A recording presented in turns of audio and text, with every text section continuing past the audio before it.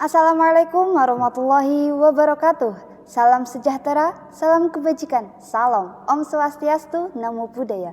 Segala puji bagi Allah Tuhan semesta alam. Salawat serta salam tak lupa kita haturkan kepada junjungan kita Nabi Muhammad SAW. Alhamdulillahirabbil alamin. Kita dipertemukan kembali dalam program Mutiara Iman. Semoga saudara tetap dalam keadaan sehat walafiat. Amin amin ya rabbal alamin. Saudara Mutiara Iman, kali ini kita akan membahas mengenai moderasi beragama yang tentu menjadi topik yang sangat relevan untuk kita bahas, terutama dalam konteks masyarakat kita yang plural dan multikultural. Nah, seperti yang kita ketahui, moderasi beragama adalah konsep yang menekankan pada keseimbangan, toleransi, dan sikap saling menghargai dalam kehidupan beragama. Nah, bagaimana sih jika moderasi beragama ini dilihat dari sudut pandang agama yang berbeda? Itulah yang akan kita bahas pada hari ini dengan Bapak Pendeta Dwi Argo Musito MSI selaku pemuka agama umat Kristiani. Selamat siang Bapak. Selamat siang. Bagaimana kabarnya nih? Sehat-sehat, pangestunipun, matur nuwun. Boleh dong kenalan dulu sama saudara Mutiara Iman. Oke, saudara Mutiara Iman, perkenalkan saya Dwi Argo Musito, biasa dipanggil Argo. Saya pendeta di Gereja Kristen Jawa atau GKJ Pekalongan.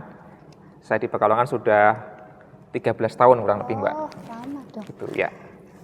Boleh nih, saya panggil Pak Argo saja. Ya, panggil Pak Argo saja nggak apa. Kita mau tanya-tanya, boleh nggak nih Pak? Siap.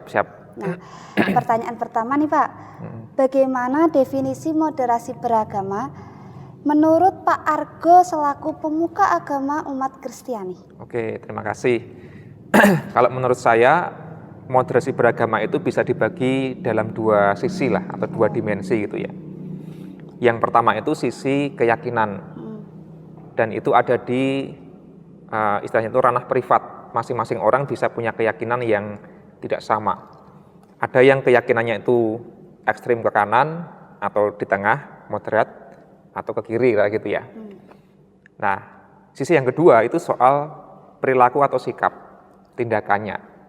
Ada yang tindakannya itu sangat ekstrim ke kanan, ada yang tindakannya itu ekstrim ke kiri.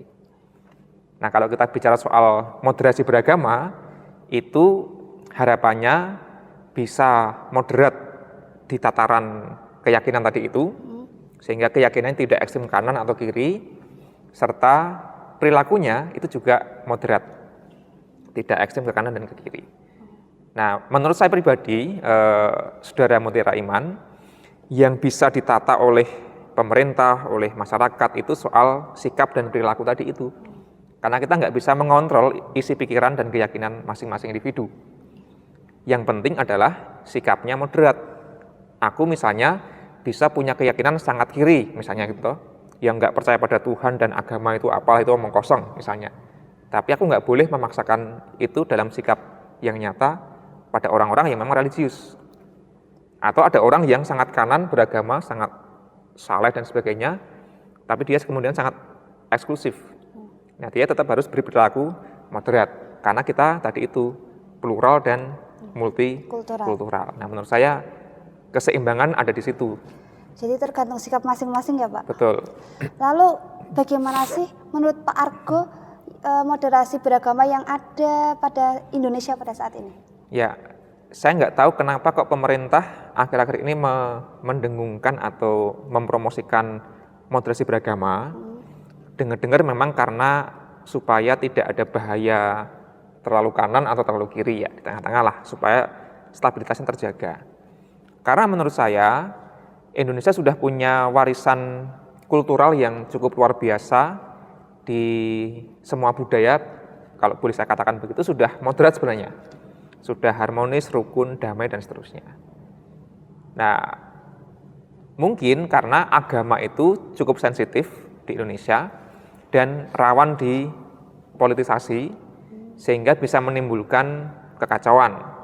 Makanya kalau ekstrim ke kanan terlalu puritan, terlalu yang menjaga kemurnian luar biasa, kadang-kadang malah mengkafirkan agama lain atau bahkan menyakiti, membunuh orang yang beragama lain. Itu terjadi. Supaya jangan ke situ atau ke kiri yang mengatakan agama nggak penting, Tuhan nggak ada, dan seterusnya, sekuler atau progresif, apapun itulah namanya. Nampaknya memang Indonesia sedang mencoba menjaga stabilitas masyarakat karena lebih dari 90% itu beragama. Setidaknya kata statistik ya, kenyataannya saya nggak tahu, barangkali bisa di bawah itu, dugaan banyak orang. Tapi karena agama masih dipeluk oleh mayoritas orang Indonesia, apapun agamanya, maka moderasi beragama namanya menjadi sesuatu yang penting untuk dijaga. Itu yang pertama. Yang kedua, menurut saya, di Indonesia itu untuk bisa mewujudkan moderasi beragama itu tantangannya cukup besar. Karena apa? Karena bagi saya moderasi beragama akan bisa terwujud dengan mudah kalau tidak terlalu agamis banget, tidak terlalu kanan. Nah, dalam bacaan saya itu masih cukup banyak cara beragama di Indonesia yang terlalu kanan. Agama apapun loh ya, termasuk dalam agama Kristen itu juga cukup banyak yang kanan. Yang kedua, akan lebih mudah kalau ada kesetaraan, tidak ada kesenjangan yang terlalu jomplang gitu ya, entah ekonomi, entah pendidikan, dan seterusnya. Nah, menurut saya meskipun sudah oke, tapi memang butuh effort lebih di Indonesia untuk mewujudkan moderasi beragama. Penting banget ya Pak untuk kita memahami moderasi beragama, terutama kan masyarakat kita tuh plural dan multikultural. Baik, menarik sekali ya pembahasan kita hari ini. Nah, setelah ini kita masih memiliki beberapa pertanyaan yang tentunya menarik untuk dibahas. Tentunya tetap di program Mutiara Iman.